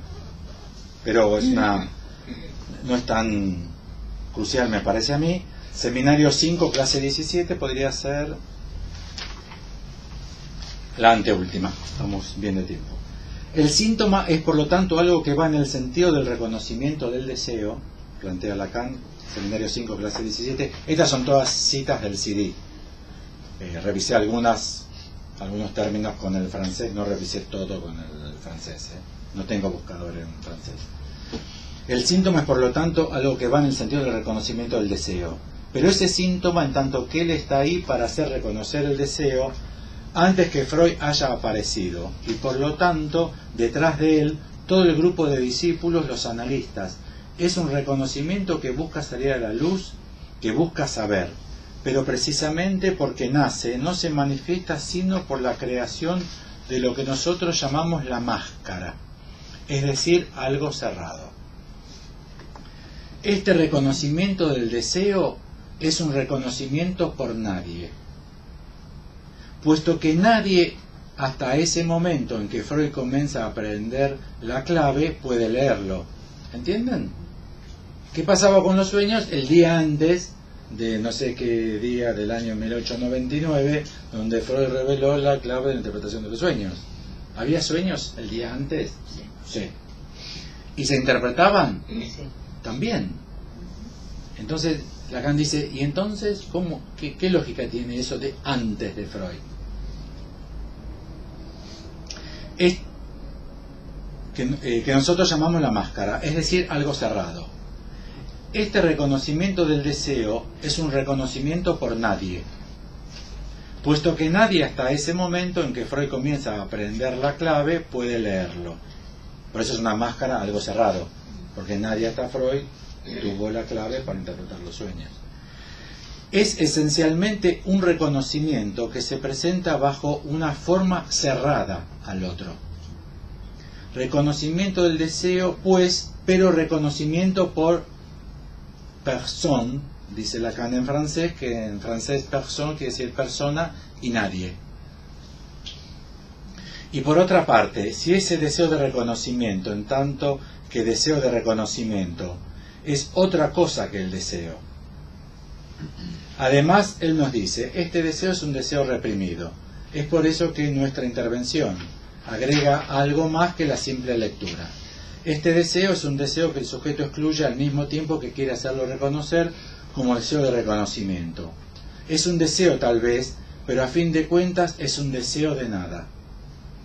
Es un deseo que no está ahí, es un deseo que está rechazado, es un deseo que está excluido. En este doble carácter del deseo inconsciente, que identificándose a su máscara hace algo diferente que cualquier cosa dirigida a un objeto.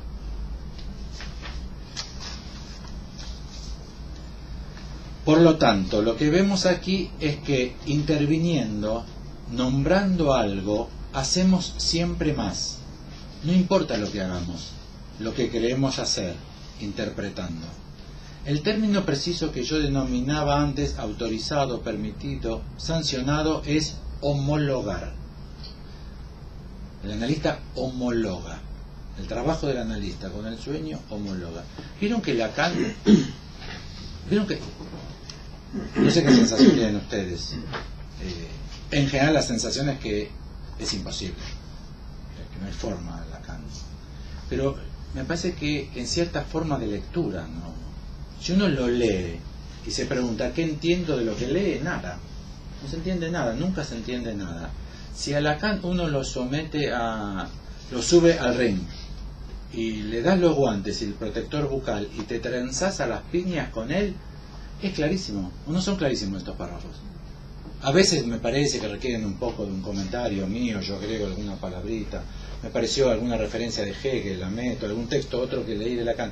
Pero vieron que Lacan se entiende clarísimo, pero si uno lo somete a una operatoria, y esa operatoria me parece que habría que darle el estatuto de lectura, hay que leerlo, y leerlo es someterlo a preguntas.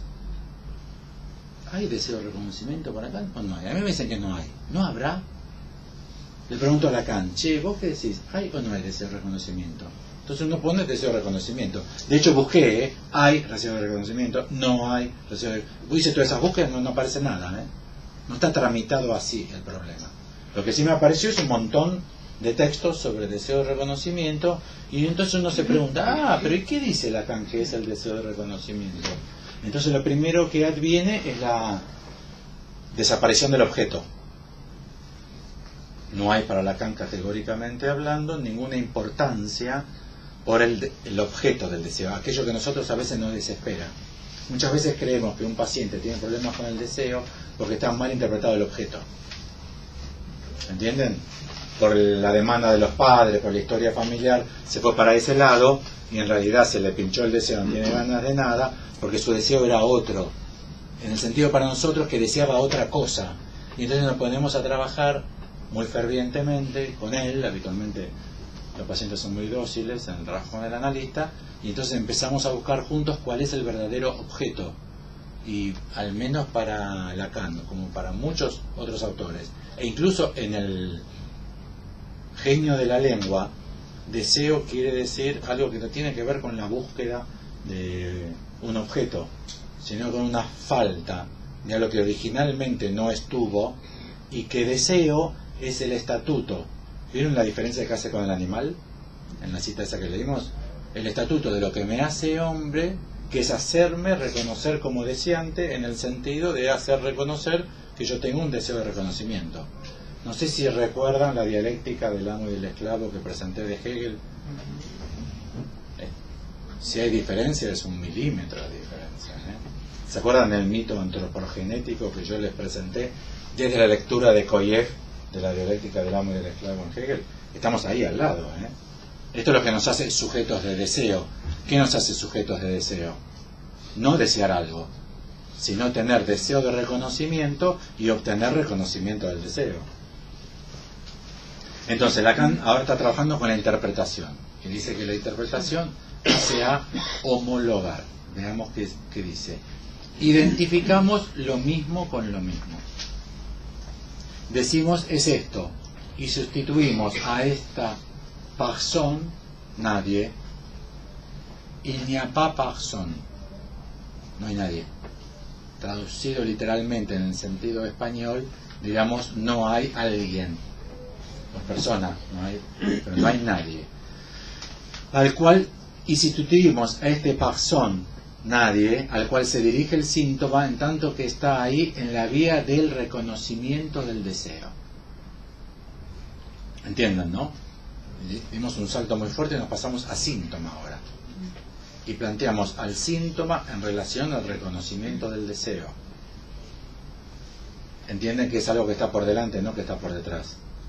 No es que hubo un conflicto psíquico entre las pulsiones de vida y muerte, o entre el super yo y el deseo, y que a partir de ese conflicto se armó un síntoma, y que el trabajo es volver a ir para atrás para deshacer.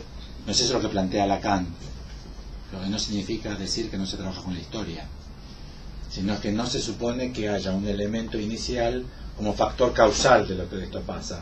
O sea, descarta el trauma, se descarta el trauma. Al trauma como hecho histórico. Otra cosa es el trauma de estructura, la falta en ser. No hay ser en el origen. Al cual se dirige el síntoma en tanto que está ahí en la vía del reconocimiento del deseo. Entonces podríamos plantear, despacito, despacito, despacito, qué síntoma podría ser cuando fracasa el reconocimiento del deseo. Ahí aparece el síntoma. En esta versión acotada. Pero no es poco que tengamos una herramienta más en la caja de herramientas para pensar por qué el síntoma no mejora después de 9 años de análisis. Pues sigue el mismo síntoma. Hay que preguntarse por qué. Una cosa es porque goza, otra porque se resiste, otra porque usted no me deja hacer mi trabajo.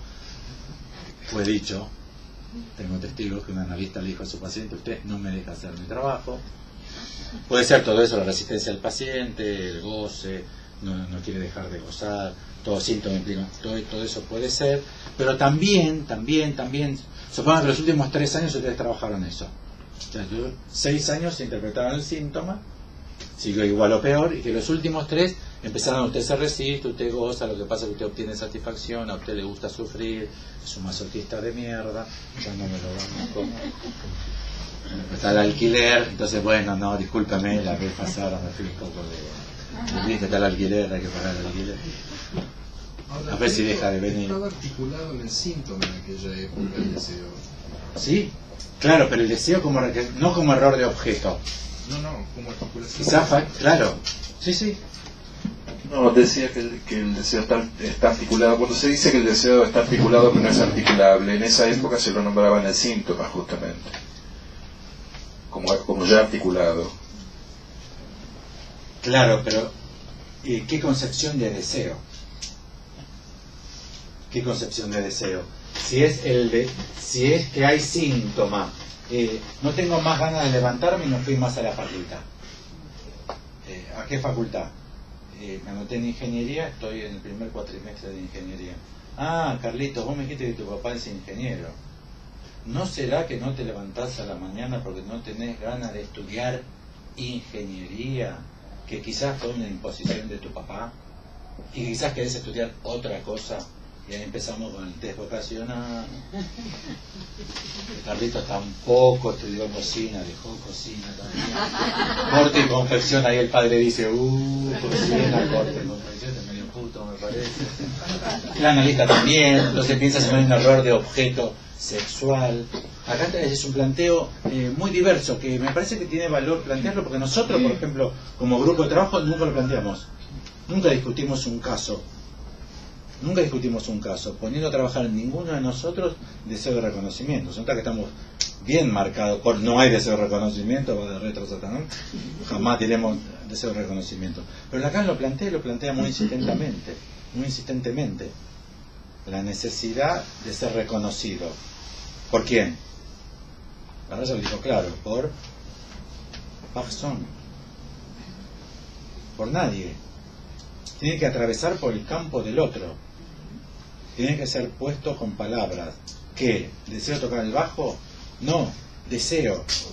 O sea, estoy movido por una falta que me hace establecer que esa falta en su origen está en el campo del otro. Y que para establecerse como falta, ¿vieron que escuchaban en la cita que yo leí lo que estaba en su origen? Tiene que estar en el origen porque está al final. Si está en el final, que tengo que hacerlo reconocer por el otro, es porque el otro estaba en el comienzo. O sea, es una causa originada en que existo en el campo del otro y tengo que inscribirla en el campo del otro. Quizá algún síntoma de nuestra clínica, quizá algún síntoma se ilumine si agregamos a nuestro stock de fórmulas para pensar al síntoma esta. También síntoma es planteado así en esta época como significado del otro. Y quizás esta requiera de reconocimiento del deseo, yo nunca lo pensé, pero quizás esta requiere, entiendan que esta fórmula, yo siempre la trabajé así, esta fórmula. Lo que es síntoma para mí, lo que yo sufro, me quiero morir, que me hace vivir para el orto, eso que es síntoma para mí, solamente existe como síntoma para mí, porque en el mundo social, cultural y lingüístico donde yo habito, eso es síntoma. Si no, ni lo sufriría. Tomen un vaso de agua cada 3 días. Es de terror. Es de terror, es el horror máximo. Hay gente que vive décadas así, familias enteras. La sequía es uno de los peores problemas de la miseria de este mundo, la falta de agua. Un amigo mío dice que China va a atacar a Argentina para quedarse con todo el agua. Lo dice todas las semanas. Trabaja con los chinos, trabaja con los chinos, guarda con los chinos, que son gente muy decidida. No se entiende un carajo que dicen, escupen en el piso, pero gente decidida. Entonces lo que para mí puede ser algo tremendo, en otra sociedad puede ser común. Y lo que para mí puede ser un síntoma, solamente puede ser síntoma, no duermo más de 4 horas por día, por insomnio. Y eso para mí me sume en una situación. Hay un montón de pueblos que son obligados a trabajar como esclavos y trabajan 12, 13, 14 horas, viajan 1 hora, vuelven otra hora. Si no tratan con una cadena al lado de la máquina, viven así. Y no sé si entienden qué estatuto de sufrimiento eso tendría. ¿Entienden lo que digo? Como un significado del otro. Esto que me pasa es un síntoma, porque respecto de mi otro, esto es vivir, es planteado como síntoma. Podría ser una cagada del destino, pero no síntoma. O podría ser una consecuencia normal de las situaciones de las cosas, pero tampoco síntoma. O podría ser común porque le pasa a un montón de mujeres. ¿Entienden lo que digo? Lo que es la mujer maltratada, que tiene que ya denunciar en la comisaría a su marido, es maltratada en estas coordenadas. Quizás era vida normal en el medioevo, o hace no tanto, hace 100 años, quizás era una vida normal. ¿Y qué tal? ¿Te cagó mucho a piña? No, no me cago tanto a piña. Qué suerte que tenés, mierda, A mí me surtió hoy de terror. Y ninguna sentiría, ¿qué pasa conmigo que no lo denuncio y no le saco la tenencia? ¿Entienden lo que puede ser? Que yo no me animo. ¿Y qué pasa con esta inhibición que me... Quizás a la abuela la cinturonaron mal con la villa. Como usted dice, todo el mundo que le pegan con el cinturón, todo el mundo que es pegado con el cinturón te aclara. Si es con la villa, pues no es con la villa. Con la villa, no, sin la villa. Los que quieren salvar al padre, los que quieren hundir al padre. ¿Es con la villa o sin la villa? Pero quizás no era un síntoma no denunciarlo. ¿Por qué? Porque ahora hay que denunciar, y si no denuncias, entonces ¿qué pasa con vos? Entonces yo tengo un síntoma porque no lo denuncio.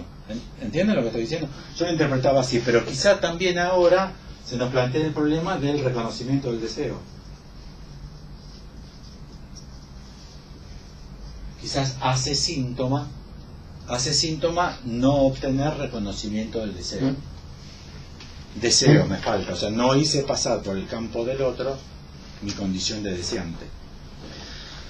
Identificamos lo mismo con lo mismo, decimos es esto y sustituimos a esta persona al cual se dirige el síntoma en tanto que está ahí en la vía de reconocimiento del deseo. Pero nosotros desconocemos siempre también hasta cierto grado al deseo que quiere hacerse reconocer, en tanto que siempre hasta cierto grado le asignamos su objeto, mientras que no es un objeto del que es deseo, sino que es deseo de esa falta que en el otro designa otro deseo.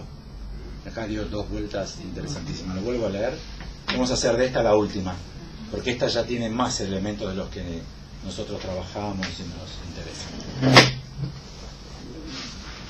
El término preciso, bueno, por lo tanto lo que vemos aquí es que interviniendo, nombrando algo, hacemos siempre más. Estamos hablando de la interpretación de los sueños, de antes de Freud, de a partir de Freud, con la clave Paxson, nadie se acuerda de dónde venimos, sigue así. Por lo tanto, lo que vemos aquí es que interviniendo, nombrando algo, hacemos siempre más. No importa lo que hagamos, lo que queremos hacer, interpretando.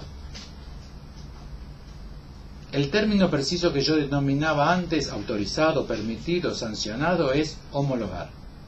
Identificamos lo mismo con lo mismo. Decimos, es esto. Y sustituimos a esta Paxson al cual se dirige el síntoma, en tanto que está ahí en la vía del reconocimiento del deseo. Pero nosotros desconocemos siempre también, pero nosotros los psicoanalistas, pero nosotros desconocemos siempre también, hasta cierto grado, al deseo que quiere hacerse reconocer, en tanto que siempre, hasta cierto grado, le asignamos un objeto. Al asignarle un objeto, no reconocemos al deseo en tanto que deseo. Le asignamos su objeto, mientras que no es un objeto del que es deseo, sino que es deseo de esa falta que en el otro designa otro deseo. Y acá me parece que ya pegó el salto.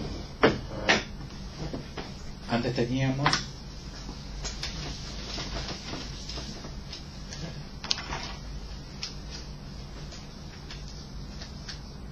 yo y yo, o moi y je, que podríamos plantear en esta época de la enseñanza de Lacan como la división del sujeto. El sujeto dividido consigo mismo, que no es la división estándar. La división estándar es entre goce y significante, entre pensamiento y cuerpo. Esa es la división estándar. La división que nosotros más trabajamos de Lacan es entre saber y verdad, como el corte de la línea media de la banda de Möbius. Esta podría ser la primera, la del esquema Z o la del esquema lambda. Y teníamos la función del otro. Entonces Lacan dice que siempre el otro va a estar en intermediación en la relación que yo tengo de yo conmigo mismo, porque en eso yo estoy en carencia, en falta. Y estoy en falta a causa del otro. Entonces debo, para que haya reconocimiento del deseo, inscribir esa falta en el otro. ¿Estamos hasta aquí? Como sistema de ideas. ¿Estamos hasta aquí? Lo que agrega ahora Lacan es que el otro también desea. O sea que el otro está dividido también. ¿Por qué? Porque si no, si el otro no, es una insuficiencia argumentativa de acá. Ya que si el otro no tuviese siempre esta falta, la que escribimos así, el sujeto no estaría dividido, porque aportaría identidad. ¿Mediante qué forma? Tú eres eso. Porque la división del sujeto, la falta en ser del sujeto, corresponde a la, vamos a ir diciéndolo, a la castración del otro, insuficientemente, digo, vamos a ir diciéndolo insuficientemente, de alguna forma hay que decirlo, corresponde a la castración del otro que justamente no puede aportar ser. Entonces, el deseo de reconocimiento es el deseo que para que mi falta exista, para que adquiera dimensión de existencia, mi falta, o sea, mi condición de ser como falta, o sea, mi condición de falta en ser, tengo que inscribirla en el campo del otro, pero en el campo del otro como aquel que justamente no podrá aportarme ser. Con lo cual estamos tranquilos, no hay que rechazar el deseo de reconocimiento, porque aquí ya está depurado el problema, no hay reconocimiento posible, no hay aportación, no hay ser de atributos. Y ni de ser, ni ontológico. De atributos sería hijo, bueno, hombre, lo que fuese. Esos serían atributos para el yo, atributos del yo. Pero acá diríamos también ser, no hay existencia del sujeto. Si el sujeto no pasa por el campo del hacer reconocer su deseo de reconocimiento, no existe como sujeto deseante. Una preguntita, no entendí Dale. lo del analista homóloga, porque ahí después leíste, identificamos lo mismo por lo mismo, decimos es esto. Bueno, Y el ahí señor me el señor de pelada y bigotes es su padre. Interpretamos el sueño. Los analistas interpretamos el sueño. Homologamos. Decimos, la cajita bivalva es la concha. Estas ideas que tuvo Freud, la verdad, tremendas. Hijo de puta, qué idea. Y el dedito que entra, bueno, lo experimentó, así que está corroborado empíricamente. Le puso una cajita bivalva en el escritorio. Hermoso. Tiernísimo, la verdad. Nietzsche estaba produciendo todo su corpus en ese mismo momento. O sea, no es que venimos... Bueno. ¿Cómo interpretamos? Realmente les pregunto, ¿cómo interpretan ustedes? Podría ser que eso sea esto, ¿no? Que ese elemento misterioso, incomprensible, ridículo, sea, homologamos. Pero Lacan dice, siempre hacemos algo más. Siempre hacemos algo más. Sí. Ah, ya son menos 10. Ah, no, ya no son menos 10, son menos 2. Dale, Verónica. Última, ¿eh? Perdón, me extendí al final.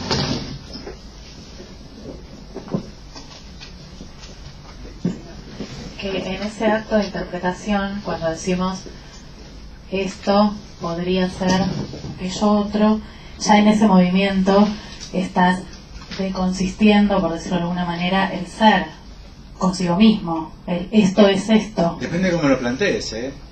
El hombre de bigotes es su padre. Presenta una argumentación que puede confundir mucho si desconsistís o hacer. Por eso digo que no, yo dije podría ser. Claro, depende de cómo se maniobre, pero me parece que lo que está que en no juego... que es su padre. A mí me parece que lo que está en juego, lo que propone Lacan es, no hay que perder de vista que usted sueña.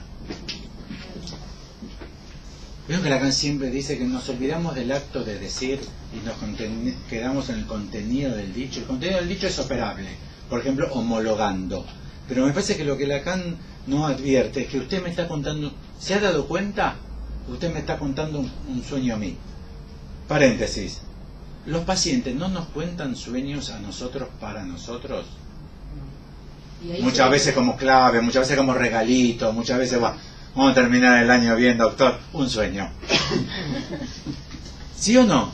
Digo, ese elemento es una imaginarización secundaria del campo del sueño que implica establecer una interpretación de su contenido, o es la esencia del sueño, aquello que Freud no descubrió, que es el campo donde se reconoce el deseo. ¿Eso sería ese algo más que hacemos? Claro, Además de, si lo hacemos, digamos, sería el reconocimiento. siempre hacemos algo más. Usted me está contando un sueño a mí. Esta escena radica en que usted me cuenta un sueño a mí. Está haciendo pasar para que exista ese sueño en contármelo a mí. La puta que lo parió, yo me lo acordaba, la puta madre me lo acordaba, y ahora que te lo quiero contar, no me lo acuerdo. No puede decir tranquilo, igual ya lo soñaste, o sea, no. Quizás se perdió lo esencial de ese sueño. ¿Entiende que cambió el enfoque? Que sea algo más. ¿Martín? Sí, dos cosas. Una impresión, quizás el retorno a Lacan hoy pueda hacer algo parecido a esto, digo, poder recuperar lo que se perdió. Una de las modalidades de lo que podría ser el retorno a Lacan. Y dos, se usa deseo como deseo del analista, deseo de saber, y también hablaste de función deseo. Quizás haya que hacer como se habla de sujeto, supuesto saber, y se habla de sujeto. Quizás haya que hacer esa diferencia, deseo como concepto, en el sentido de este recorrido que estás haciendo, me estás hablando a la función del deseo, porque vos lo usaste también así, ¿no? Digo, diferenciarlo de otros modos de uso del deseo. Claro, yo no lo pensé. Dije función del deseo, pero hasta que vos no me lo devolvés, yo no lo pensé. De verdad no estoy haciendo una parodia de deseo de reconocimiento. Entonces podríamos decir que la función deseo sea la condición de existencia del sujeto deseante. La función deseo, ¿qué quiere decir? 2 puntos. No se trata del objeto, aunque aparezca o no aparezca. No se trata sino deseo de reconocimiento en el nudo del reconocimiento del deseo. Y en ese sentido me parece que el próximo paso que da Lacan después de esto, como si fuera una formalización de esto que vos presentaste, propongo como hipótesis, es alienación y separación. Claro, pero se termina el deseo del analista. se termina el deseo del analista, haciendo hincapié en esta función en análisis. Y la responsabilidad del analista es presentar esta función. A la luz de esto, no responder a la demanda ya se puede pensar de otra manera, que no es negar el vaso de agua, ¿no? No responder a la demanda, claro, no responder a la demanda podría ser ahora quedarse en el contenido manifiesto del sueño. Al revés, porque antes decíamos tenemos que trabajar en el contenido manifiesto del sueño, y ahora sería no olvidarse que el contenido manifiesto del sueño, diga lo que diga, agujereado como esté agujereado, etcétera, etcétera, etcétera, solamente es un vehículo para que se presente el deseo de reconocimiento, que busca el reconocimiento del deseo, o sea, del sujeto, como decía antes. O sea, una acepción que me parece. Bueno, perdone que interrumpimos, pero la hora es